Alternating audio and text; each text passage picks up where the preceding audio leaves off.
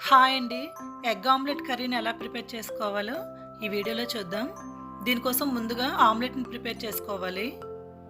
వీడియోలో చూపించే విధంగా ఆమ్లెట్‌ని 4, 5 ప్రిపేర్ చేసుకొని పక్కన పెట్టుకోవాలండి.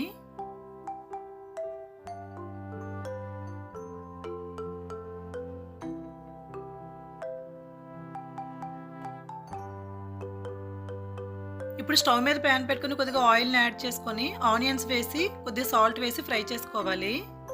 1 టీ స్పూన్ అల్లం వెల్లుల్లి పేస్ట్ వేసి ఫ్రై చేసుకోవాలి. ఇప్పుడు కొద్దిగా టమాటాలను యాడ్ చేసుకొని బాగా మగ్గనివ్వాలి. టమాటా మగ్గిన తర్వాత మనం ఆల్రెడీ సాల్ట్ వేసాం కాబట్టి పసుపు, కారం, గరం మసాలా వేసుకొని ఒక 2-3 మినిట్స్ పాటు ఫ్రై చేసుకున్న తర్వాత కొద్దిగా వాటర్ని యాడ్ చేసుకోవాలి.